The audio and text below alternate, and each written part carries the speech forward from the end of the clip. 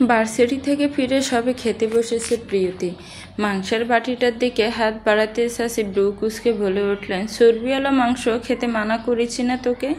এগুলো খেলে মেদ বেড়ে যায়, এমনিতেই তোর স্বাস্থ্যটা বাড়তি, বিয়ে দিতে অসুবিধা হচ্ছে, শরীরটাকে একটু বসে আনমা। প্রিয়তির গলায় বাত আটকে গেল। গতকাল চাচাতো বোনটা আফসোস করে বলল, গরুর মাংস খেতে ইচ্ছে করছে। চাচা হিসেবে মানুষ, দিন দিন দাম বেড়ে যাওয়ায় গরুর মাংস কেনাই ওনার ভীষণ আপত্তি। ছেলেমেয়েরা মাংস খেতে চাইলে ডিম এনে দেন, ইলিশ খেতে চাইলে পুঁটি মাছ এনে দেন, কিংবা কখনো শুটকি। এত হিসেব করে চলেছেন বলেই সাপোসা চাকরি করে একটি বাড়ি তিনি করে ফেলেছেন। না, খুব দম্ভ করে বলার মতো কিছু নয়। এলাকার বিশাল বিশাল অট্টালিকার ফাঁকে নিজেকে মেলে ধরতে না পারলে অস্বস্তি টিকিয়ে রেখেছে একতলা বাড়িটা।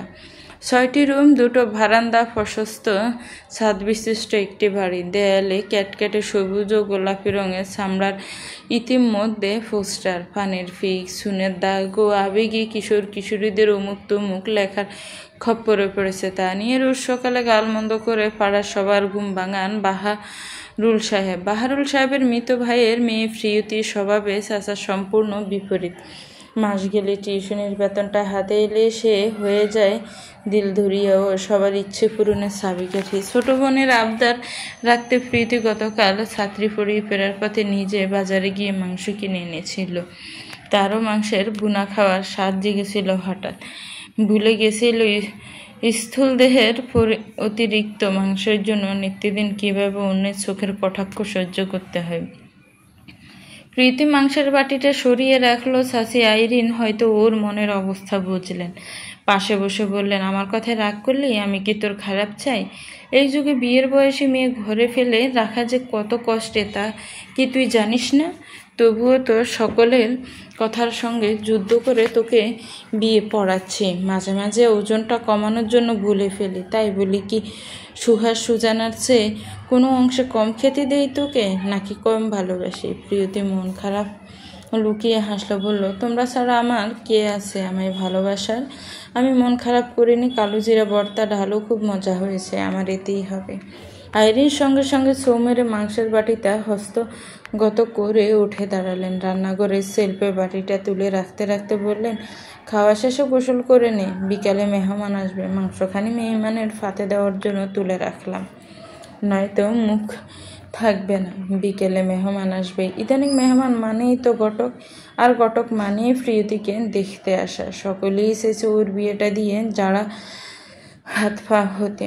প্রীতিও চাইছে সকলকে মুক্তি দিতে, কিন্তু না, হচ্ছে না বিয়ে, আর না নিজের পায়ে দাঁড়ানোর একটা বন্দোবস্ত। দাদি সবসময় বলেন, ওর মুখে অপার মায়া, এমন ছাদ ফানা মুখের মায়ায় যে পড়বে সে কোনোদিন বলতে পারবে না। কই, কেউ তো তার মুখের মায়ায় পড়ে না। সকলে দেখে প্রিয়তির স্থূল দেহটাকে দেহের পরিসর পেরিয়ে মুখ অব্দি আসে না। প্রীতি গোসল করে একটা সাদা সোনালি রঙের শাড়ি পরল, এরপর ভেজা চুল খাটের উপর মেলে দিয়ে শুয়ে পড়ল বিশ্রামের লোভে। বিকেলে রিনিঝিনি শব্দে ফাতলা ঘুমটা ভেঙে গেল ওর। চোখ মেলে দেখতে পেল সুজানা ওর ড্রেসিং টেবিলের আয়নায় ঝুঁকে চোখে কাজল মাখছে। প্রীতিকে উঠে বসতে দেখে 10ম শ্রেণী পড়ুয়া কিশোরী হেসে বলল, বুবু, তোমার কাজলটা একটু নিলাম। প্রীতি হাই তুলে গা মুছড়ে বলল, নে। কিন্তু হঠাৎ এত সাজ কিসে? সুজানা আমতা আমতা করলো, ফেসবুকে নতুন প্রোফাইল দেব, তাই একটু কাজল লিপস্টিক দিলাম। এটা কি আর এমন সাজ? কিন্তু তুমি শাড়ি পরেছো কেন? সুজানার পাল্টা প্রশ্নে প্রীতি চুপ করে গেল। চাচি বলেছে মেহমান আসবে, এলেই শাড়ি পরানোর জন্য ফিড়াফিড়ি করে আইরিন, তাই আগে ভাগে শাড়ি পরে নিয়েছে প্রীতি। ঘুমিয়ে পড়েছিল অজান্তে। চাচি ডাকলো না কেন? মেহমান কি তবে আসেনি? লজ্জায় পড়তে চায় না বলে প্রীতি গুরুই উত্তর দিল, রোজ তো সালোয়ার কামিজ পরি, তাই ভাবলাম আজ শাড়ি পরে ছাত্রী পড়াতে যাব। সুজানা কাছে এসে শাড়ির আঁচলটা হাতে নিয়ে বলল, দাদি সব সুন্দর শাড়ির কালেকশনগুলো তোমায় দিয়ে দিয়েছে, আমি বড় হয়ে শাড়ি পরব, সেটা কি মনে ছিল না? প্রীতি হেসে বলল, তো শাড়ি লাগলে নিবি আমার থেকে, আমি তো শাড়ি নিয়ে পালিয়ে যাইনি। সুজানা খুশি হয়ে বলল, আচ্ছা, এই শাড়িটা দিও আমায়, 2টো রিলস বানাবো এটা পরে, দারুণ হবে। সুজানা বেরিয়ে গেল। প্রিয়তি হাত মুখ ধুয়ে ঘুমের ক্লান্তি দূর করলো। এরপর চুল আঁচড়ে সারা মুখে একটা পাউডার ফাপ গুলিয়ে ঘর থেকে বের হলো ছাত্রীকে পড়াতে যাওয়ার উদ্দেশ্যে। আজ বোধ হয় প্রিয়তির ঠকে যাওয়ার দিন। প্রথমে মাংস না খেয়ে নিজেকে ঠকালো, এরপর শাড়ি পরে বসে থেকে পাত্রপক্ষ এলো না। এরপর টিউশনিতে গিয়ে শুনে ছাত্রীর ডায়রিয়া হয়ে গেছে বলে আজ পড়বে না। প্রীতি একটু ক্ষুণ্ণ সুরে ছাত্রীর মাকে বলল, আমাকে একটা কল করে জানিয়ে দিতে পারতেন। ছাত্রীর মা জাজিয়ে উঠল, অসুখ তো আর আগে থেকে ফোন দিয়ে আসে না। মাইয়া কাপড় নষ্ট করছে 2 বার, ঘরে গন্ধ ছড়াইছে, এগুলান সাফ করতে করতেই তো শেষ হইয়া গেলাম। আপনারা কখন জানাম? প্রীতির কণ্ঠ নরম হলো, ডাক্তার দেখিয়েছেন? ওষুধ খেয়েছো? ডাক্তারের কাছে নেওয়ার ঝুঁকি নেই। পরে যদি আবার কাপড় নষ্ট করে, স্যালাইন ফ্যানি খাওয়াইছি শুধু। এদিকে মাইয়ার বাপে নেই বাড়িতে, আমিও মাইয়ারে ফালাইয়া যাইতে পারতাছি না। তুমি যেহেতু আয়সা পড়ছো, এই উপকারটা করো। গলির মাথার ফার্মেসিতে যে মহিলা ডাক্তার বসে, সে আমার দূর সম্পর্কের আত্মীয়। তার কাছে গিয়ে ফোনে ধরাই দাও, আমি সব বিস্তারিত খুইলা কই, এরপর ওষুধটা আইনা দাও। প্রিয়তি কথা রাখলো। ফার্মেসি থেকে ওষুধ নিয়ে ফেরার পথে ও তাড়াহুড়ো ছিল বেশ। আকাশের অবস্থা বিশেষ ভালো নয়, ফোঁটা ফোঁটা বৃষ্টি পড়ছে, অথচ রোদেরও দেখা মিলছে। প্রিয়তি হাঁটতে হাঁটতে ভাবছিল, ছাত্রীর মতোই আকাশের কি পেট খারাপ হয়েছে নাকি? সময় অসময় বিনা নোটিশে জড়ে পড়ছে। সবাইকে পা চালিয়ে হাঁটতে গিয়ে আচমকায় প্রিয়তির শাড়ি পরার অভিজ্ঞতা বেইমানি করে বসলো। কুচিতে পা আটকে হোঁচট তো খেলোই, তাও কিনা সামনের আরেক পথচারীর গায়ে সজোরে ধাক্কা লেগে গেল। প্রীতি ভেবেছিল মান সম্মান সহ রাস্তাতেই মুখ থুবড়ে পড়বে, কিন্তু সে পড়ল না। যার গায়ে ধাক্কা লেগেছে সেই লোককে এক হাতে সামলে নিল। প্রীতি লজ্জায় মাথা তুলল না। সোজা হয়ে দাঁড়িয়ে যেই না ধন্যবাদ দিতে যাবে, তখনই লোকটা বলে বসলো, চোখ কই রেখে হাঁটে না পা? দিলেন তো আমার জুতোটা নষ্ট করে। প্রিয়তির খেয়াল হলো, তাকে পড়া থেকে আটকাতে গিয়ে লোকটা এক পা রাস্তার খাদান্তরে জমে থাকা নোংরা পানিতে ডুবে গেছে। তার লজ্জা আরও বাড়ল। লোকটা সুজানার মতো মুখ ফুটে বলে, বসবে না তো? গায়ের ওপর হাতি পড়েছিল, হাতির ওজন সামলাতে গিয়ে এই অবস্থা। চোখে পানি এসে গেল ওর। সেই পানিকে আড়াল করে বড় বড় বৃষ্টির ফোঁটা ওর দুর্বল ব্যক্তিত্বকে ঢেকে দিল। নিজেকে ভিজে যাওয়া থেকে বাঁচাতে প্রিয়তি আশ্রয় নিলে একটি যাত্রী ছাউনির ভেতর। লোকটাও সেখানে ছুটে এসেছে, গজগজ করে বলছে, দিনটাই খারাপ আমার। এবার প্রিয়তি লোকটার দিকে চোখ তুলে তাকালো। ধাড়ি গোফে ঠাসা উজ্জ্বল শ্যামলাবর্ণের পুরুষটির মুখের দিকে সে হুট করে মনে হলো কোথাও যেন দেখেছে। প্রিয়তিকে অপলক চেয়ে থাকতে দেখে এবার অচেনা লোকটা বিরক্ত হয়ে বলল, এভাবে তাকিয়ে আছেন কেন? জীবনে পুরুষ দেখেননি? এবার প্রিয়তি লজ্জা পেল, রাগ জমল মনে। মানুষের সে অসাবধানতায় পড়ে গেছিল লোকটার উপর। সামান্য জুতোতে নোংরা লেগেছে, তাই বলে এমন অপমানসূচক কণ্ঠে কথা বলবে? প্রীতি বলল, দেখুন, ঘটনা যা ঘটেছে সবটাই অনিচ্ছাকৃত। আমি ইচ্ছে করে আপনার উপর পড়ে যাইনি, ইচ্ছে করে জুতো নষ্ট করিনি। তবুও আমার অসাবধানতায় ঘটেছে বলে মনে থেকে সরি ফিল করছি। অচেনা লোকটা তাচ্ছিল্য করে আবার বলল, চোখে মুখে সরিষার যাচে নিয়ে কেউ মন থেকে সরি ফিল করে?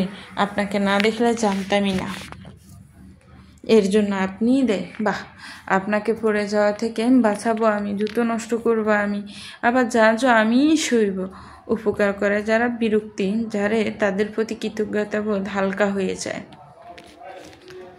বলে প্রীতি বৃষ্টির মাঝে বেরিয়ে গেল। এই লোক যোগ রুটে, সে বুঝে গেছে, সরে যাওয়াই উত্তম। ছাত্রীর মাকে ওষুধ পৌঁছে দিয়ে প্রীতি যখন বাড়ি ফিরল, তখন বৃষ্টি থেমে গেছে। সন্ধ্যার মলিন রেখায় বাসছে সবুজ প্রান্তর। বাড়ির ভেতর পা দিয়ে রীতিমতো একটা ধাক্কা খেল প্রীতি। চাচাতো ভাই সুহাসের পাশে বসে আছে যে পুরুষটি, তার সঙ্গে বিকেলে এক অনাকাঙ্ক্ষিত বিবাদ বেঁধেছিল।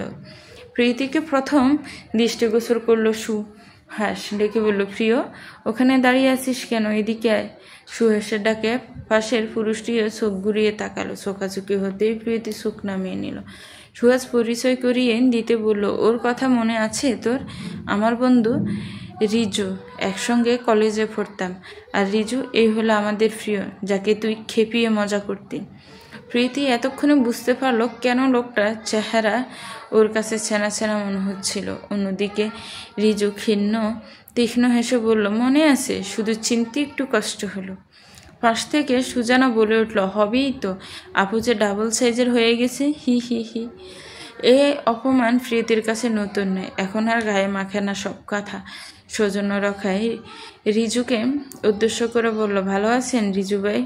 ভালো আছি অপ্রিয়, শুধু একজন অসচেতন পথচারীকে পড়ে যাওয়া থেকে বাঁচাতে গিয়ে ডান হাতটা ব্যথা হয়ে গেছে, কে জানি 2-1টা হাড়গোড় ভেঙেছে কিনা। রিজু ডান হাত নাড়তে নাড়তে সুখা হাসলো। প্রচ্ছন্ন অপমানটা অন্য কেউ বুঝতে না পারলেও প্রিয় বুঝতে পারল। সঙ্গে সঙ্গে নাকের ফাটা ফুলে উঠল। এই লোক সেই আগের মতোই ট্যাগর রয়ে গেছে। প্রিয়তির ভাগের মাংসের বাটিটা কোন মেহমানের জন্য তুলে রাখা হয়েছিল জানা গেল রাতে, যখন রিজুকে খেতে দেওয়া হলো।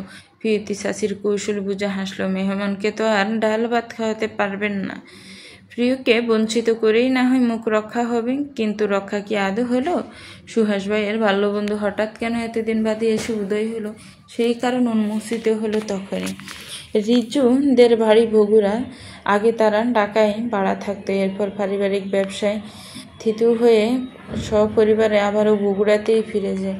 রিজু পড়াশোনা শেষ করে কিছুদিন বাবার ব্যবসা থিতু হতে চেষ্টা করেছে, কিন্তু যে কাজে আগ্রহ নেই সেই কাজে বৃথা শ্রম দিয়ে সময় নষ্টই হয়েছে কেবল। অতঃপর ঢাকা এসেছে চাকরির জন্য। ঢাকা থাকার জায়গা নিয়ে প্রশ্ন ওঠার আগে সুহাস নিজ বাসায় আসার প্রস্তাব করে।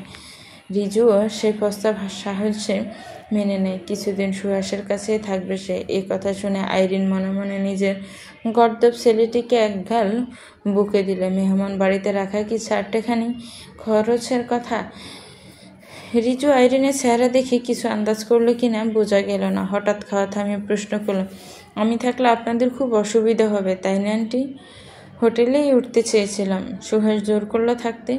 আইরিন থতমতে খেয়ে বললেন, আরে না না, তুমি তো আমার ছেলে, এখানে থাকবে না তো কই থাকবে? সুহাস তোমাদের বাড়িতে গিয়ে কত থেকেছে, তুমিও সংকোচ করবে না। ঠিক আছে। আন্তরিক হাসিতে আইরিনের কথায় মেনে নিল রিজু। এরপর বলল, আমি একা একা খাচ্ছি, আপনারা কেউ অ্যাটেন্ড করছেন না, আমার কিন্তু খারাপ লাগছে। সুহাস মায়ের এই ধরনের আচরণ জানে, বিরক্ত হয়। রিজুর সামনে হাসি মুখে বলল, আমরা একটু লেট করে খাই তো। আর তুই দূর থেকে জার্নি করে এসেছিস বলে আগে আগে খেতে বসিয়ে দিলাম, কাল থেকে একসঙ্গে খাবো। রিজু যে এত সহজে বন্ধুর বাড়িতে থাকার ছাড়পত্র পেয়ে যাবে ব্যাপারটা তা নয়। বাড়ির কর্তা বাহারুল সাহেবের ইন্টারভিউ পর্ব তখনও বাকি ছিল। একই বাড়িতে দুটো মেয়ে আছে, তারপরে একটা যুবককে ঠাঁই দেওয়া তো আর সোজা কথা নেই। রিজুর খাওয়া শেষ হতে বাহারুল সাহেব ঠোঁটে পানের রস মেখে সবার ঘরে এসে বললেন। প্রথমেই তীক্ষ্ণ নজরে রিজুকে আপাদমস্তক মেপে নিলেন। দাপ্পাবাজ ছেলেদের পোশাক পরিচ্ছদ ছটকার একটা ব্যাপার থাকে, আচরণ জ্ঞান বা অভ্যাস আর অন্যদের আকর্ষণের কেন্দ্রবিন্দু হওয়ার বাসনা থাকে। ছেলেটির মাঝে তেমন কোনো উদ্যোগ দেখা গেল না। মার্জিত সাধারণ পোশাক ও শান্তশিষ্ট সুরে সে বাহারুল সাহেবকে সালাম দিয়ে শরীর স্বাস্থ্যের খবর নিল। বাহারুল সাহেব বললেন, চাকরির ব্যবস্থা কি হয়েছে নাকি এখনো খুঁজতেছ? ব্যবস্থা হয়েছে, কাল থেকে জয়েন। মাশাআল্লাহ। তা থাকবা নাকি কিছুদিন? থাকো, বেড়াও আমাদের বাড়ি। পরে কি মেস ঠিক করবা নাকি বিয়ে শাদি করে বাসা নিয়ে থাকবা? আপাতত একটা বাসা নিয়ে ব্যাচেলরই থাকার ইচ্ছে। বাহারুল সাহেব কপাল কুঁচকালেন। বিয়ের বয়স তো হয়েছে, বিয়ে করে একবারে সংসার শুরু করে দাও। তোমাদের মাঝে দেরি করে বিয়ে করার প্রবণতা এত বাড়ছে কেন বুঝলাম না। সুভাষকে কত বুঝায় বিয়ের জন্য, খালি বলে সময় আসুক। এদিকে মেয়েদের গতি করতে হবে। মধ্যবিত্তদের জীবনের সংসার ছাড়া আছেই বাকি। এই যে প্রিয়র বয়স হয়েছে, বিয়ে দিতে হবে। মেয়ের নাই বাপ মা, সেই দায়িত্ব পালন করবে না দেখে আগেই ফেলে গেছে। কত যে চিন্তা নিয়ে ঘুমাতে হয়। প্রিয় শাশুর সঙ্গে হাতে হাত রান্নাঘরে কাজ করছিল। মায়ের প্রসঙ্গে আসতে মেয়েটার মুখ শুকিয়ে গেল, নজর আর উঠল না। সুহাস বুঝলো তার বাবা এখন সাংসারিক কাসুন্দি গেটে সবাইকে বিব্রত করবেন, তাই তাড়াতাড়ি ঘুমানোর বাহানায় রিজুকে ঘরে নিয়ে গেল। রাতের খাওয়া শেষ করে সব কিছু গুছিয়ে রুমে আসতে 9টা বেজে গেল প্রিয়র। সাধারণত এ সময়ে তার অবসর কাটে পড়াশোনা করে। সকলে ঘুমিয়ে গেলে মাঝে মাঝে লুকিয়ে চা বানিয়ে খায়। ওকে দুধ দিয়ে ঘন করে চা খেতে দেখলে চাচি বলেন, খাস না, মেদ বেড়ে যাবে। সে তো হাওয়া খেলেও নাকি প্রিয়র মেদ বেড়ে যায়। তাই বলে কি জীবনের সব স্বাদে পায়ে ঠেলতে চেষ্টা করছিল কয়েকবার। ওজন কমানোর ভীতু মাথায় চাপিয়ে দিয়ে ওকে ঠিকঠাক খাবার দেয়নি, আমিষ ছোঁয়নি। ফলাফল দুর্বলতা গ্রাস করে নিয়েছিল ওকে। হাঁটতে গেলে মাথা ঘুরে পড়ে যেত। নিজেকে কষ্ট দিয়ে শিক্ষা পেয়ে সেই চেষ্টা আপাতত ইস্তফা দিয়েছে। কে জানে আবার কবে ওজন কমানোর ভূত ছাপে। ভূত আপাতত মাথায় নিয়ে বলে জিপটাকে ঠকাতে পারছে না প্রিয়। যথারীতি সবাই ঘুমিয়ে যাওয়ার পর রাত 12টায় আবারও স্বাদ হলে 1 কাপ ঘন দুধ চায়ের সরঞ্জাম প্রিয় কিনে এনে নিজের কাছে রাখে। চুপিসারে 1 কাপ ঘন চা বানিয়ে নিজের ঘরের বারান্দায় বসে একাকী পান করে। বারান্দাওয়ালা ঘরটা হওয়া প্রিয়র জন্য খুব একটা কষ্টসাধ্য ছিল না। তারও শুহার ঘরে হলো পূর্বমুখী। ওদিকে বিল্ডিংয়ের ফাঁক গলে বাতাস খুব কম আসে। অন্যদিকে ছাতি ও সুজানার ঘরে বড় 2টি খোলামেলা দক্ষিণা জানালা আছে। সব দিক বিবেচনায় বাতাসে ভরপুর দিকটাই তারা বেছে নিয়েছেন। প্রিয়র তাতে অসুবিধা নেই। 1 টুকরা আকাশ তো দেখা যায়, এতেই ওর প্রশান্তি। আসমকি গম্ভীর কণ্ঠের ধাক্কায় প্রিয়র হাত থেকে চা চলতে পড়ল। পাশাপাশি বারান্দাটি সুহাসের।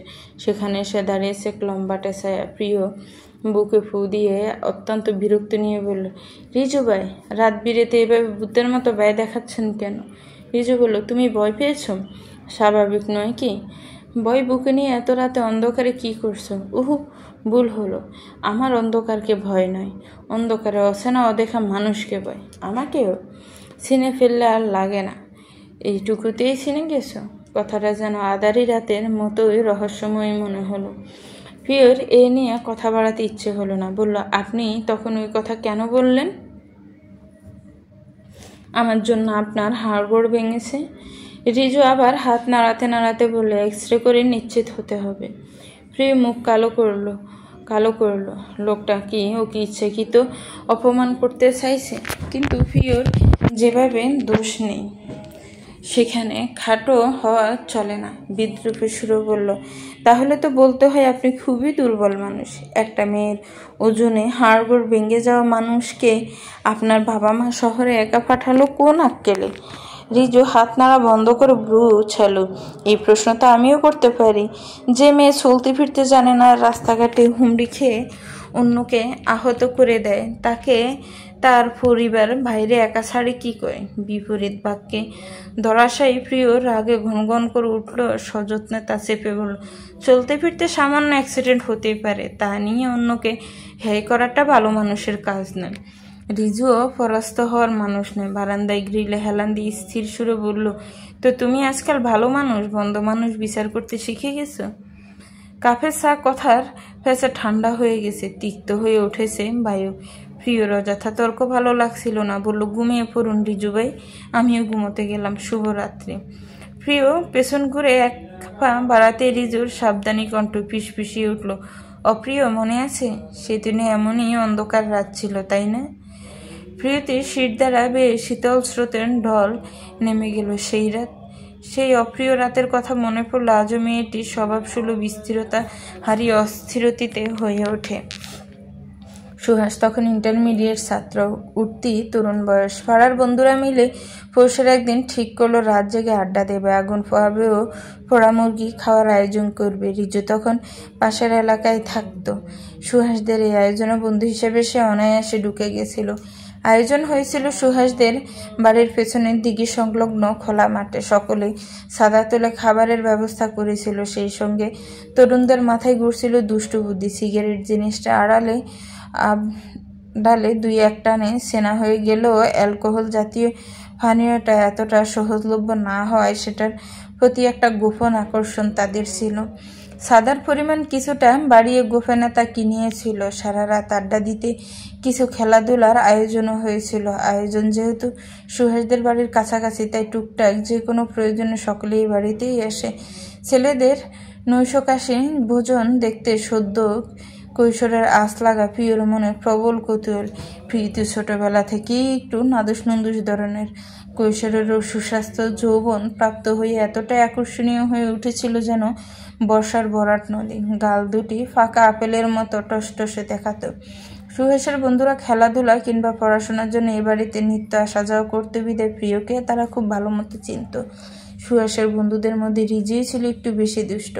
শান্তশিষ্ট প্রিয়কে সে প্রায় এটা ওটা বলে খেপাতে। প্রিয় চুপচাপ হলেও অল্পতে রেগে যাওয়ার অভ্যাস ছিল, আর রেগে গেলে কেঁদে ফেলত, কিন্তু মুখে মুখে জবাব দিতে পারত না। তখন কান্না থামাতে হাতে দুটো ক্যান্ডি গুজে দিতে হতো। প্রিয় খেতে ভালোবাসে, দুটো ক্যান্ডিতে রাগ গলে যেত মেয়েটির। সেদিনও দুটো ক্যান্ডি পেয়েছিল সে, তবে কান্নার ফলে নয়, অতিরিক্ত কৌতূহল দমাতে। রিজু মেয়েটির হাতে ক্যান্ডি গুজে দিয়ে বলেছিল, এত কৌতূহল ভালো না, ওদিকে সব ছেলেরা আছে, তোমার ওদিকে যাওয়ার দরকার নেই, ঘরে থাকো, তোমার জন্য সুহাস খাবার দিয়ে যাবে। সেদিন ছিল পৌষালি কুয়াশার ঢাকা অন্ধকারাচ্ছন্ন রাত। দিঘির পার হতে মাঝে মাঝে ভেঙের ডাক ভেসে আসছিল। ভাদুরের হাঁক ডাক শোনা যাচ্ছিল মাঠের শেষ প্রান্তে পহরাত থাকা কড়ই গাছের ঢালে। পত্তুরে হাওয়া দেওয়া অত্যন্ত ছমছমে পরিবেশে মেতে উঠেছিল তরুণদের উচ্ছ্বাসে। মাটিতে পাটি বিছিয়ে বন্ধুরা গোল হয়ে বসে গল্প করছিল ভালোবাসা নিয়ে। কে কোন মেয়ের উপর ক্রাশ খেয়েছে, কে কোন মেয়েকে ভালোবাসে থেকে শুরু করে গল্প চলে গিয়েছিল চুমু খাওয়া অবধি। সেই সঙ্গে অ্যালকোহলে চুমুক দিয়ে ফেলেছিল কেউ কেউ। ফলে আড্ডায় ধীরে ধীরে অনেকের মনের দুয়ার খুলে গেছিল। সুহাস যখন একটু সরে গিয়ে নিবি আগুনের আঁচ বাড়াচ্ছিল, তখন ওর পাড়ার বন্ধু সজীব ঢুলু ঢুলু কণ্ঠ অন্যদের কাছে স্বীকার করেই বসলো, সুহাসের তো বন্ডারে দেখলে আমার মনটা উড়ু উড়ু করে, কষাই একটা চুম্মা খাইতে মন চায়। একটাবার যদি সুযোগ পাইতাম। কথাটা শেষ করতে পারেনি সজীব। তার আগে রিজু ছড়াও হয়েছিল সজীবের উপর। পুরো আড্ডায় রিজু ও সুহাসী নেশাদ্রব্য ছুঁয়ে দেখেনি, কারণ সুহাসের বাড়ির কাছে ভাবা জানলে কপালে দুঃখ আছে। রিজুর উপরেও হুকুম আছে, যত রাতই হোক বাড়ি ফিরতে হবে। তাই ওরা কোনো ঝুঁকি নেয়নি। তাই সজীবের বলা কথায় বাকিদের হেলদোল না হলে উপস্থিতি রিজুর সঙ্গে সঙ্গে প্রতিক্রিয়া দেখিয়েছিল। রিজু আগেও খেয়াল করেছে প্রিয়র দিকে সজীবের একটা লোলুপ দৃষ্টি আছে, তাই নিশ্চয়তা ফের সজীবকে সে ছাড় দেয়নি। দুজনের মাঝে চূড়ান্ত হাতাহাতি হয়ে গেছিল। এক পর্যায়ে অপমানিত অপদস্থ হয়ে সজীব সে আড্ডা ছেড়ে উঠে যায়, কিন্তু সমস্যা সেখানেই মিটে যায়নি। রিজু প্রিয়কে বাইরে বের হতে নিষেধ করে গেলেও অনুদ্বয়ী ইচ্ছেকে প্রাধান্য দিয়ে কিশোরী বাইরে বের হয়েছিল। ওদের বাড়ির পেছনে একটা বেল গাছ আছে, সেই গাছের আড়ালে দাঁড়িয়ে পেয়ে দেখছিল দূরে কোনো একটা ঝামেলা হচ্ছে, তবে ঠিকঠাক বুঝতে পারেনি। আহত অপদস্থ সজীব ফিরে যাচ্ছিল সুহাসদের বাড়ির পাশ দিয়ে। প্রিয়কে বেল গাছের তলায় দাঁড়িয়ে থাকতে দেখে সজীব দাঁড়িয়ে গেছিল। প্রিয় অবুঝের মতো জিজ্ঞেস করেছিল, সজীব ভাই, তোমাদের পিকনিক কি শেষ হয়ে গেছে?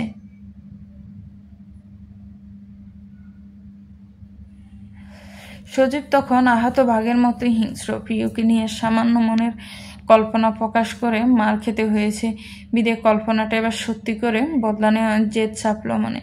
বয়সের বিবেচনায় সজীব সুহাসদের চেয়ে বড়, তার গায়ের জোর বেশি, তার উপর অ্যালকোহলের প্রভাবে তার বিবেকবোধ লুপ্ত। প্রিয়কে সে অনায়াসে দুই হাতে বন্দি করে মুখ চেপে জোফের মাঝে টেনে নিয়ে গেল। বন্ধুদের আড্ডার তাল ছুটে যাওয়ায় সকলে বিক্ষিপ্ত হয়ে পড়েছিল। সজীবের ঘুষিতে রিজু চোখের নিচে প্রচণ্ড ব্যথা পেয়েছে, স্থানটি ফুলে গেছে।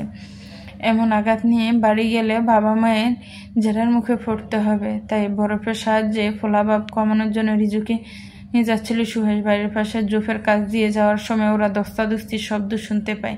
ফোনের ফ্ল্যাশলাইট জেলে এগিয়ে যেতেই দেখতে পায় হরিণ সাকবের মতো বিদ প্রিয়কে ধাবনী অজগরের মতো ফিসিয়ে ধরেছে সজীব। এরপর কি ঘটেছিল প্রিয়র ঠিক মনে নেই, শুধু দেখেছিল সুহাস ও রিজু তার রুদ্ধ হয়ে যাওয়া শ্বাসটা এক দানবের থাবা থেকে ফিরিয়ে এনেছিল। সজীবকে এরপর আর কোনোদিন ওদের বাড়ির আশেপাশে দেখা যায়নি। রিজু এরপর থেকে প্রিয়দের বাড়িতে তেমন একটা আসেনি, এলেও প্রিয়র সঙ্গে কথা বলেনি। রিজুর কথা না শোনার অপরাধে প্রিয় হয়েছিল অপ্রিয়। সেই অপ্রিয়র রাতে অনুভূতি প্রিয়তিকে অনেক রাত ঘুমাতে দেয়নি। রিজু, সুহাস ও প্রিয় ব্যতীত ভিন্ন কেউ ওই দিনের ঘটনা জানেও না। এতদিন বাদে আবারও সে অপ্রিয় রাতে স্মৃতি মনের আবদ্ধ কুঠির ভেঙে হুড়মুড় করে বেরিয়ে আসতে প্রিয় দুটি চোখ নোনা জলে ভরে গেল। কেঁপে উঠল মেদে বারিকি দেহ। রিজু আপসায় প্রিয়র দিকে সে ছিল, স্থিরতা ভেঙে বলল, তোমার কান্নার স্বভাব এখনো গেল না। প্রিয় নিজেকে সামনে জবাব দিল, কান্না আমার স্বভাব নয় রিজুভাই, কান্না আমার নিয়তি। আবারও নীরবতা নামলো। প্রিয় নিজেকে সামনে নিয়ে বলল, আপনি তো সেদিন আঘাত পেয়েছিলেন, বাড়ি গিয়ে কি জবাব দিয়েছিলেন?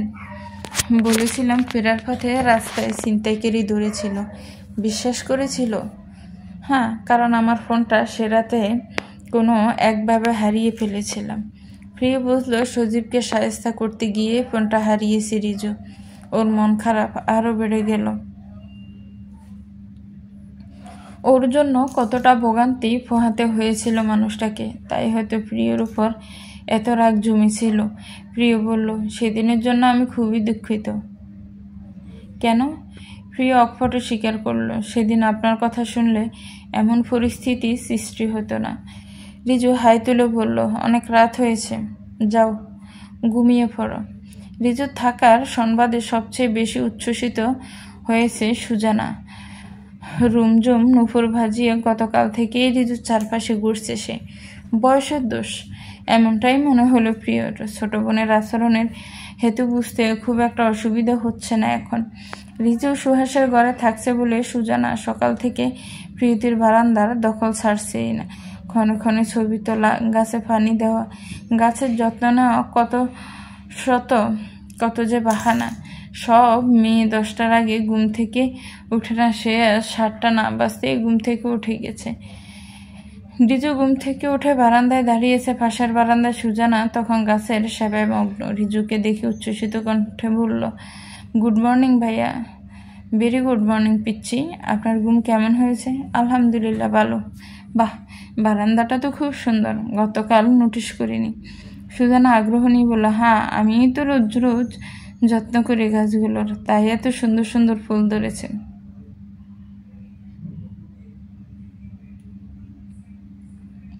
রিজু প্রসন্ন সুরে বলল, এই বয়সে মেয়েরা সব টিকটক ইনস্টায় টাইম ওয়েস্ট করে, তুমি এত সুন্দর কাজে সময় ব্যয় করো, শুনে ভালো লাগলো। প্রীতি সুজানাকে ডাকতে এসে ঘর থেকে দুজনে কথাবার্তা শুনতে পেয়ে মুখ টিপে হাসলো। সুজানা আগ্রহ নিয়ে কোনটা কি ফুল বলে যাচ্ছে রিজুকে। এক পর্যায়ে রিজু একটা সারা গাছ দেখিয়ে বলল, ওটা কি গাছ? সুজানা মনে হচ্ছে চিনি, বাট নামটা খেয়াল আসছে না। সুজানা আমতা আমতা করে উঠল, এই তো কদিন আগেই কিনলাম, নামটা মনে আসছে না কেন যে। ওটা ড্রাগন ফলের গাছ, পেছন থেকে উত্তর দিল প্রিয়তি। সুজানা অপ্রস্তুতভাবে সামলে নিয়ে বলল, হ্যাঁ, এটা ড্রাগন ফলের গাছ, কিছুতেই মনে আসছিল না। প্রিয়তি হাসি চেপে বলল, আসলে সুজানা মাঝে মাঝে অনেক কিছু ভুলে যায়। এই যেমন ভুলে গেছে ওর মেয়ে টিউটর গতকাল বলে দিয়েছিল আজ সকাল করে পড়াবে। আমি মনে করাতে এলাম। যা, চাচি তোকে ডাকছে। সুজানা কোনো মতে পালিয়ে বাঁচল। প্রিয় এবার রিজুকে উদ্দেশ্য করে বলল, আপনিও খেতে আসুন, নাস্তা তৈরি আছে।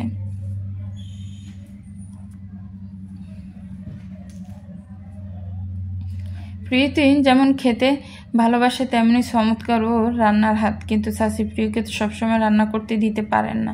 মেয়েটা বড্ড খরুচে, হাতে টাকা থাকলে যেমন সকলের জন্য খরচ করে, তেমনি রান্নায় তেল নুন মশলা সব বেশি বেশি দেয়, অল্প কিছু হাতে ওঠে না। আইরিন যে বাজারে 1 সপ্তাহ চালাতে পারে, প্রিয় তা 2 দিনেই শেষ করে ফেলে।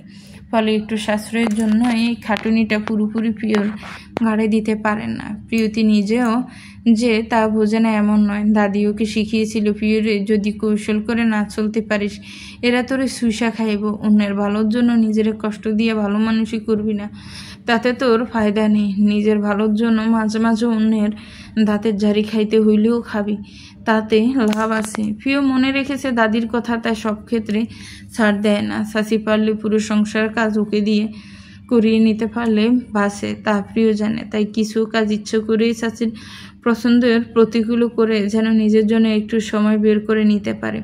তবে যেদিন মেহমান আসে সেদিনের রান্না প্রিয়কেই করতে হয়। পাত্রপক্ষের বেলাতেও একই নিয়ম। আজ দুপুরে প্রিয়কে জলদি ভার্সিটি থেকে ফিরতে বলেছেন আইরিন।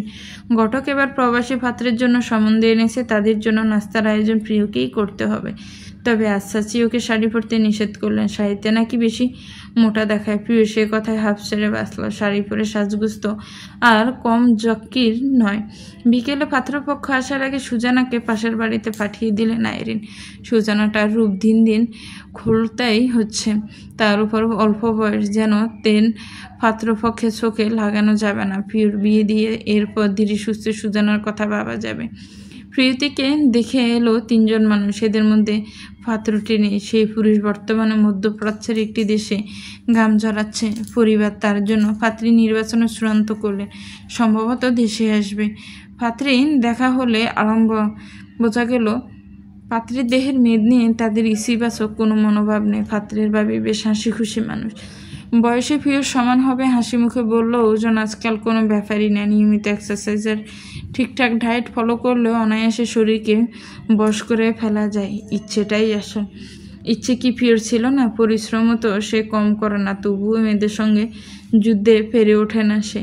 পাত্রের ভাবির সঙ্গে তাল মেলালেন আইরিন। হ্যাঁ, আমাদের প্রিয়তি আমি ঠিকই ওজন কমিয়ে ফেলবে, বুঝেনি তো? সারাদিন খায়, ঘুমায় আর পড়াশোনা করে, কোনো কাজ করতে দেয় না। মেয়েরা বাপের বাড়িতে একটু সুখ করে, স্বামীর ঘরে গেলে দেখবেন সব ঠিক হয়ে গেছে। পাত্রের মা দ্বিধায় জায়গা প্রকাশ করেন, বললেন, কিন্তু মেয়ে তো বাপের ঘর নেই, বাবা নেই, মা আছে শুনলাম, খোঁজ খবর রাখে না? আছে, ওই না থাকার মতে। ওকে আমরাই কুলে পিঠে বড় করেছি। মায়ের প্রসঙ্গে প্রিয়র গার নিচে হয়ে গেল, থুতনি ঠেকলো বুকে।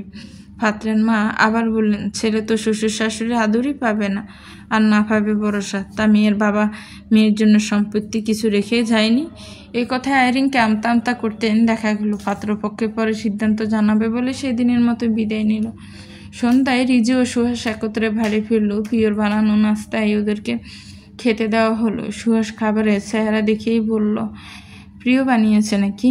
সুজানা উত্তর দিল, আপুকে দেখতে এসেছিল, সেই উপলক্ষে বানিয়েছে। রিজু খাবারের পেয়ালা হাতে নিয়ে চুপচাপ দেখতে লাগলো, খেলো না। সুহাস বলল, খেতে এসেছিল মানে? দেখতে এসেছিল মানে? মা তো কিছুই বলল না। আইরিন কথাটা শুনতে পেয়ে ঘর থেকে জবাব দিলেন, অত বলে কি হবে? সম্বন্ধ কি একটাও এগোয়? না আছে শেকড়ের জোর, না আছে রূপর। বাবা মা তো অর্থ করিয়েও দিয়ে যায়নি। এমন অবাগীর কোনো সচেতন পরিবার দিতে চাইবে?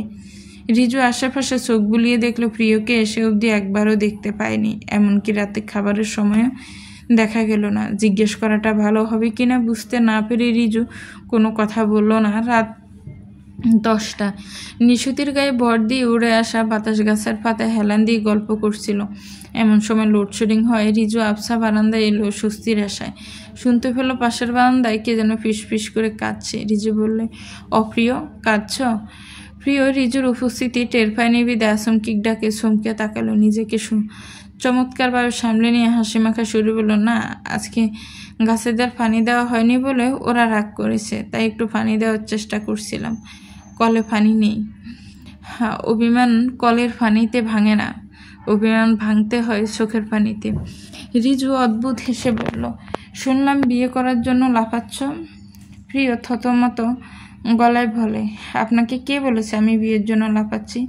বলতে হবে কেন? দেখতেই পাচ্ছি বিয়ে হচ্ছে না বলে ঘরের দরজা দিয়ে বিরহ যাপন করছো, আড়ালে মুখ লুকিয়ে কান্নাকাটি করছো। প্রিয় নাকের ফাটা ফুলে উঠল, দাঁতে চেপে বসলো দাঁত। প্রত্যেকটা বাক্য যেন ওর ব্যক্তিত্বের অপমান। শক্ত কণ্ঠে বলল, না জেনে কাউকে কটাক্ষ করবেন না রিজুভাই। সবসময় যা দেখেন তা সত্যি হবে এমন কোনো যুক্তি নেই। আমার ব্যক্তিত্ব এতটা দুর্বল নয়। এবার যেন জাজি ফুটে উঠল রিজুর কণ্ঠে। তাহলে নাচতে নাচতে পাত্রপক্ষের সামনে বসা হয় কেন? নিজের প্রদর্শনী করতে? তখন কি ব্যক্তিত্ব জানালা দিয়ে ফেলায়? প্রিয় নিজেকে যেন উপহাস করে বলল, ব্যক্তিত্ব দুর্বল না হলে অনেক সময় পরিস্থিতির জন্য নিজের অবস্থান দুর্বল হয়।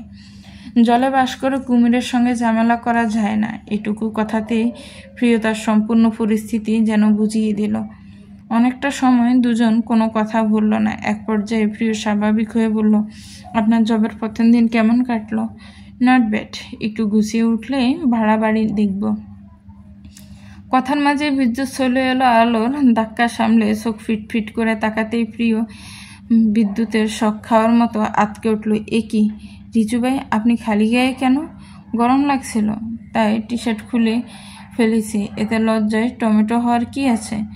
প্রিয় মুখ ঘুরিয়ে নিল। হুট করে পাশের বারান্দায় নগ্ন দেহে সুঠাম পুরুষটির অবয়ব আবিষ্কার করে সে সত্যিই লজ্জা পেয়েছে। অথচ রিজু দামাল ভঙ্গিতে দাঁড়িয়ে প্রিয়র অবস্থা দেখছে। প্রিয় তো টিউশনটা ছুটে গেল, এর চেয়ে মর্মান্তিক দুঃসংবাদ বোধ হয় আর কিছু হতে পারে না ওর জন্য। ছুটে যাওয়ার কারণ ছাত্রীর পরীক্ষায় খারাপ রেজাল্ট। ছাত্রী অসুস্থ থাকার ফলে ভালো প্রিপারেশন নিতে পারেনি, ক্লাস টেস্টে খুব একটা ভালো করতে পারেনি। এখানে পিওর কী দোষ? একটা অসুস্থ মেয়েকে সে কতটুকুই বা জোর করে পড়াতে পারে? ছাত্রীর মায়ের কথার ধরনে মনে হলো যেন টাকা দিয়ে টিচার রেখেছে বিদে সব পড়া ছাত্রীর মাথায় ঢুকিয়ে দিতে হবে। পারলে টিচার গিয়ে পরীক্ষার খাতায় লিখে নম্বর তুলে আনবে। পিওর অযথা কথা বাড়ায়নি। বকেয়া স্যালারি খামটা নিয়ে বিদায় হয়ে চলে এসেছে। মাথার উপর পড়ন্ত বিকেল নিয়ে এখন রাস্তার উদ্দেশ্যহীনভাবে হাঁটছে। তার উপর যদি জানে আগের মতো হাতে কটা টাকা গুজিয়ে দিতে পারবে না, তাহলে যেটুকু স্বাধীনতা আছে সেটুকুও মাথা বিষাক্ত হয়ে যাবে। নানান জল্পনা কল্পনা করতে করতে প্রিয় একটু অন্যমনস্ক হয়ে গেছিল। অপ্রিয় তুই পিছু না ফিরেও চিনতে পারলো। রিকশায় বসে হাঁক ছেড়েছে রিজু। তার ফর্মাল গেট আপ দেখে বোঝা গেল অফিস থেকে ফিরেছে। প্রিয়কে দেখতে পেয়ে রিকশা ছেড়ে দিল সে। ভাড়া মিটিয়ে এগিয়ে আসতেই প্রিয় কিছুটা সংকুচিত হয়ে গেল। মনে পড়ল গতকাল রাতের কথা। রিজু গরম লাগে খালি গায়ে ছিল বলে প্রিয়র সে কি লজ্জা। রিজুও সুযোগ ছাড়েনি মেয়েটিকে নাস্তানাবুদ করতে। অপ্রিয়, তোমার কি মনে আছে আমাদের দুজনের একটা সিক্রেট মিলের কথা, যেটা তুমি আর আমি ছাড়া কেউ জানে না? প্রিয়র যে মনে আছে সেটা ওর অনবরত চোখের ফলক ফেলা দেখেই বোঝা গেল। মিলের কথাটা প্রিয় শুনতে চাইল না, কিন্তু রিজু না বলে ছাড়ে নাকি? ফিসফিসানি সুরে বলেছিল, আমাদের দুজনের একই জায়গায় একটা তিল আছে, রাইট? প্রিয় চোখ বুঝে মনে মনে নিজেকে কুশি একটা চড় দিল। বোকা বোকা। কৈশোরের সূচনায় একদিন জুম বৃষ্টি মাথায় রিজু এসেছিল সুহাসদের বাসায়। ঠান্ডা লাগার অভ্যাস আছে বলে টি শার্ট খুলে ফেলেছিল সে। প্রিয় সুহাসের ঘর থেকে গামছা এনে দেওয়ার সময় জিজুর উন্মুক্ত বুকের ওপর ভাব পাশে একটা কুচকুচে বড় সাইজের তিল দেখে বোকার মতো বলে বসেছিল, আরে আপনার আর আমার তো একই জায়গায় তিল। কলেজ পড়ুয়া তরুণের মুখ দিয়ে একটা ভয়ঙ্কর কথা চলে আসতেও থেমে গেছিল সেদিন। কিন্তু প্রাপ্তবয়স্ক পুরুষটির মুখে কথা আটকাতে চায় না। অপ্রিয়, তাকাও। প্রিয় চোখ তুলে চাইলে রিজু তর্জনী দিয়ে বুকের বাঁ পাশের তিলটা দেখিয়ে বলল, ঠিক এখানে না? আপনি খুব বিশ্রী রিজু ভাই। বাহ, তুমি বললে ভালো আর আমি বললে বিশ্রী। সেই হাবাগোবা আমি আর এই আমি যেমন এক নই, সেই আপনি আর এই আপনিও এক নন। সময়ের সাথে আমরা সবাই বদলাই, কিন্তু আমার তিল তো বদলায়নি। শেষমেশ প্রিয় কথা থেকে বাঁচতে পালিয়েছিল। সকালে আর মুখোমুখি হয়নি, দেখা হলো এখন। রিজু সামনে এসে দাঁড়াতেই প্রিয় স্বাভাবিক সুরে বলল, অপ্রিয় ডাকটা কি বদলাবে না? বদল চাও? পিতামাতা প্রদত্ত একটা নাম আছে, সেটা বলে ডাকলেই হবে?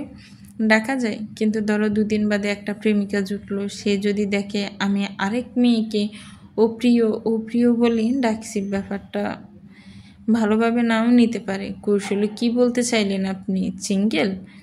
কৌশলে কেন, সরাসরিই বলছি। এই জামানায় সিঙ্গেল থাকা যে কী পরিমাণ স্ট্রাগলে তুমি বুঝো? জীবল ব্যাচেলর আমি। মেয়েরা শুধু প্রেম নয়, সরাসরি বিয়ের পাত্র হিসেবে মনোনীত করে বসে।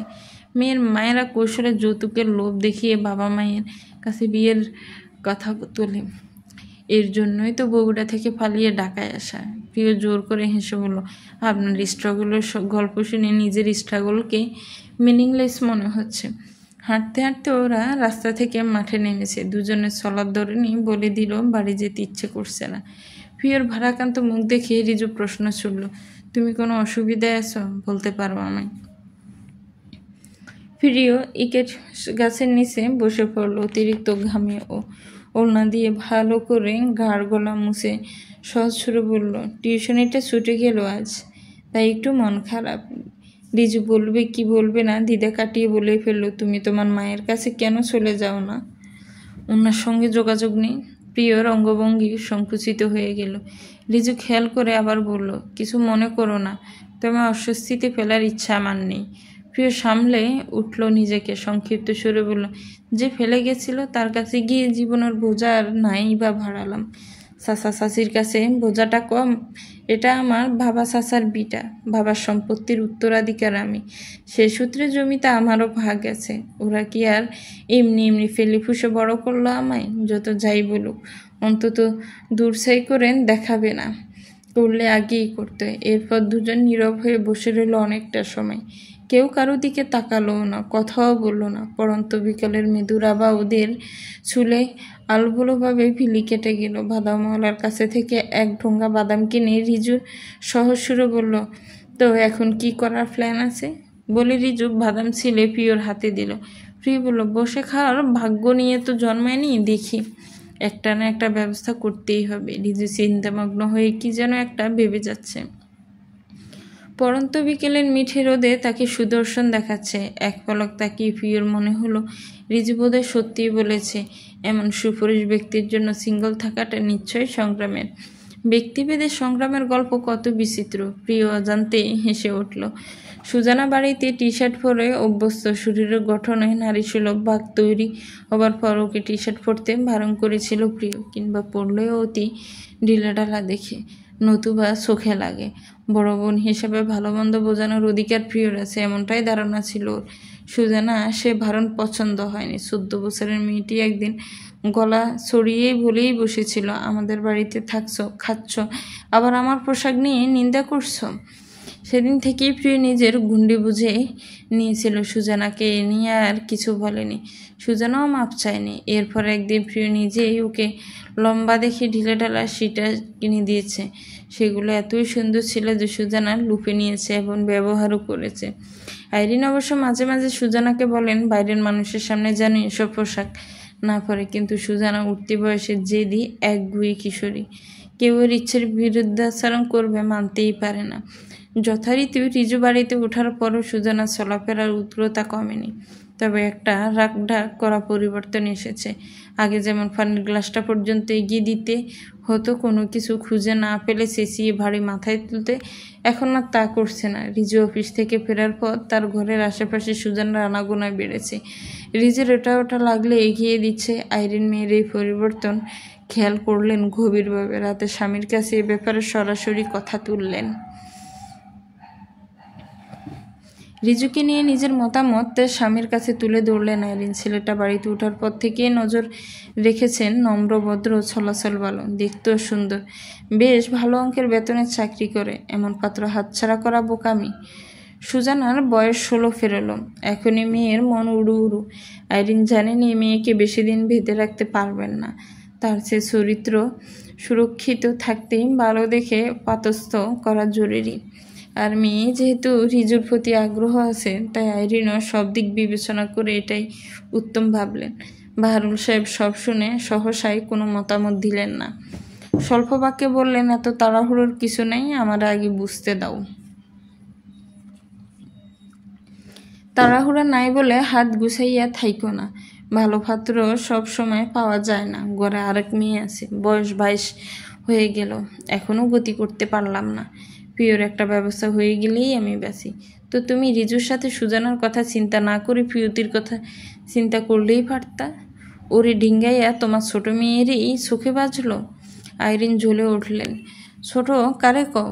ওই বয়সে তোমার ছেলেরে পেটে ধরেছিলাম, বুইল না। মেয়ে হয়েছে এক অকালপক্ষ। এই মেয়ে আমার হাতে থাকবো না বেশি দিন। ঘুড়ি বোকাট্টা হওয়ার আগে নাটাইয়ের বাধা বুদ্ধিমানের কাজ। রিজুর চেয়ে ভালো পাত্র তো চোখে দেখি না। ফানচিনি যদি করে রাখা যায়, বিয়ে না হয় 2 বছর পরেই হবে। অসুবিধা কই? ছেলের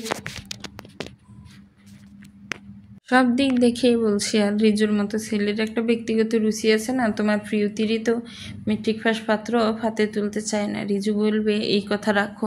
প্রিয়র একটা গতি তুমি যেমনিই পারো করো, আমি অতি তাড়াতাড়ি সুজনার ভবিষ্যৎ গুছাই দিতে চাই।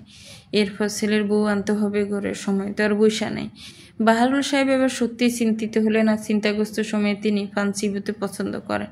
আইরিনকে নির্দেশ দিলেন ফান সাজিয়ে দিতে। এমন দরকারি মুহূর্তে ফানের আবদার আইরিনকে বিরক্ত করলো। তিনি মুখ ঝামটু উঠে গেলেন। সারাদিন সংসারের কাজে ব্যস্ত থাকে বলে সাধারণত রাত 11টার মাঝেই চাচি ঘুমিয়ে যায়। প্রিয় জানে চাচি ঘুমালে সে সব কিছুতে স্বাধীন। আজও তাই ভেবে একটু চা বানাতে রান্নাঘরে ঢুকেছিল। কাপে চা ডালার মুহূর্তে হাতে নাতে ধরা পড়ে গেল। চাচির উপস্থিতি টের পেয়ে ভয়কে যাওয়ার প্রিয়র হাত ফসকে চা পড়লো, পায়ে জ্বলে গেল, চেপে রাখার ঠোঁট থেকে আওয়াজ বের হলো না। আইরিনকে তো রান্নাঘরের আলো জ্বলতে দেখে এসেছিলেন। প্রিয়কে চা বানাতে দেখে মেজাজ গরম হয়ে গেল। বললেন, তাই তো বলি সময়ের আগে গ্যাস পুরাই কেন? রাত বিরাতে এমন করে গ্যাস নষ্ট করিস? প্রিয় থতমতে খেয়ে সহসায় জবাব দিতে পারল না। আইরিন চায়ের 2টো কাপ খেয়াল করে বললেন, 2 কাপ কেন? কার জন্য? এবার যেন প্রিয় নিজের দোষ ডাকার সামান্য অজুহাত খুঁজে বলে ফেলল, আসলে রিজু ভাই চায়ের কথা বলছিল, তাই বানাতে এসেছি, না হলে বানাতাম না। এত রাতে রিজু চা চেয়েছে তোর কাছে? প্রিয় নিজের কথাই জড়িয়ে গেল। উত্তরে হাঁ হলে চাচি না জানি মনে মনে কি ভেবে বসেন। সেই ভয়ে প্রিয় এমনভাবে ঘাড় নাড়ল যে হাঁ বা না কোনোটাই বোঝালো সে নিজেই জানে না। আইরিন ক্ষণিক স্থির চোখে প্রিয়কে ফরক করে চলে গেলেন। প্রিয় পায়ে জ্বলনি সেদিকে আর খেয়াল করলো না। 1 কাপ চা পড়েই গেছে, সেটা পরিষ্কার করে বাকি 1 কাপ চা রিজুর জন্য তৈরি করে ঘরে নিয়ে গেল সে। রিজু বারান্দায় চেয়ার পেতে বসে আছে। ঘরের ভেতর সুহাস নাক ডেকে ঘুমাচ্ছে। সুহাসের ঘুম বেশি। একবার শুয়ে পড়লে কানের কাছে সানাই বাজলেও সে উঠতে রাজি না। অন্যদিকে রিজু রাত জাগা মানুষ, 12টার আগে কখনোই ঘুমায় না। ইদানিং প্রিয়র নীরব সঙ্গ ওর ভালো লাগছে। জানে এই সময়ে প্রিয় বারান্দায় আসে। জানে প্রিয় চা খেতে পছন্দ করে। টিউশন চলে যাওয়ায় মেয়েটা মন খারাপ করে আছে বলে রিজু ইচ্ছে করে চা খাওয়ার আর্জি প্রকাশ করেছে। প্রিয় গরম চায়ের কাপটা এগিয়ে দিলে রিজু ব্রু কুটি করে বললে, 1 কাপ কেন? আসলে আমার আজ ইচ্ছে করছে না, তো আমি এখন একা একা চা খাবো, আর তুমি দেখবে? দেখবো কেন? আমার তো ভীষণ ঘুম পাচ্ছে। রিজু রেগে গেল, মানে আমি একা একা বসে থাকবো আর তুমি ঘুমাবে? প্রিয় ব্রু কুচকে বলল, তো আপনি চাইছেনটা কি? রিজু এক ফটে বলল, আমি চাইছি চা শেষ হওয়া অবধি তুমি এখানে থাকো আমার পাশে। কিছু কৌতূহল প্রকাশ করতে নেই, কিছু আবদারের কারণ জানতে নেই। কিছু মুহূর্তে সচেতন মস্তিষ্ক অবচেতন হয়ে পড়ে। এখন বোধ হয় তেমনই এক মুহূর্তের উপস্থিত। প্রিয় একথার বিপরীতে বিশেষ তর্ক করল না। সকালে নাস্তা করতে বসেই জিজু বলল, আন্টি বেশ কিছুদিন তো আপনাদের বাড়িতে থাকলাম, আপনাদের আদরে মনেই হয়নি বাড়ি থেকে দূরে আছি, এবার আমায় বিদায় দিন। সুজানা চমকে উঠল, ব্যথিতি শুরু বলল, আপনি চলে যাবেন ভাইয়া? যেতে তো হবেই সুজি। রিজু সুজানাকে সুজি বলে ডাকে। আগে কেউ সুজি বলে ভেঙ্গালে সুজানা রাগ করতে, রিজু ডাকলে অবশ্য সে খুশি হয়। ও বলল, আপনি চলে গেলেও খুব মিস করব। আমিও তোমাদের মিস করব। রিজু চলে যাওয়া নিয়ে প্রিয়র কোনো মন্তব্য নেই। সে সুজানার মতো মিস করব বলতে পারবে না, আবার থাকতেও বলতে পারবে না, তাই সে চুপচাপ সকলের কথা শুনছে। আইরিন বললেন, এই বললে মনেই হয়নি বাড়ির দূরে আছো, তাহলে এখন দূরে সরে যাচ্ছ কেন বাবা? বাড়িতে আম্মা অসুস্থ, ভাবছি ভাড়া বাসায় উঠে আম্মাকে কাছে রেখে চিকিৎসা করাবো, তাই এবার যেতেই চাইছি, আপনার অনুমতি দিন। আইরিন ভাবলেন এটাই ভালো। রিজুর মা ঢাকা এলে বিয়ের কথা তুলতে সুবিধাই হবে। তাছাড়া প্রিয় রিজুর এক বাড়িতে কাছাকাছি থাকাটাও এখন আর ভালো লাগছে না। মনে হচ্ছে রিজু দূরে গেলেই ভালো। তাই তিনি যাওয়ার ব্যাপারে বিশেষ আপত্তি তুললেন না। রিজু মায়ের সুস্থ হওয়া নিয়েই বেশি আগ্রহ প্রকাশ করলেন। সেদিনই বিকেলে রিজু ব্যাগ গুছিয়ে বাহারুল সাহেবের বাড়ি থেকে বিদায় নিল। সিএনজিতে ওঠার সময় প্রিয়র হাতে একটা কার্ড গুঁজে দিয়ে বলল, এমনিতেই জীবনে ডিপ্রেশনের ঘাটতি নেই, এর মাঝে আর্থিক ডিপ্রেশন ঘাড়ে নিয়ে ঘুরে বেরিয়েও না। এই ঠিকানায় চলে এসো সময় করে, একটা ব্যবস্থা হয়ে যাবে আশা করি। নিজেকে ভালো রাখার দায়িত্বটা তোমায় দিয়ে গেলাম, আশা করি এই দায়িত্ব অবহেলা করবে না। সিএনজি ছেড়ে দিল। প্রিয় কার্ডটা মুঠোয় চেপে ধরে বিড়বিড় করলো, দায়িত্বের ভার নিতে যে ভয় হয় চলবে। তো ভিউয়ার্স, গল্পটা কেমন লেগেছে একটি কমেন্টস করে জানাবেন। গল্পটা ভালো লাগলে একটি লাইক করবেন, গল্পটাকে শেয়ার করবেন, আর আমার চ্যানেলটাকে প্লিজ সাবস্ক্রাইব করবেন। যারা অলরেডি সাবস্ক্রাইব করে রেখেছেন তাদেরকে অনেক অনেক ধন্যবাদ। ভালো থাকবেন, সুস্থ থাকবেন, আল্লাহ হাফেজ। আমার চ্যানেলের সাথেই থাকবেন। আসসালামু আলাইকুম।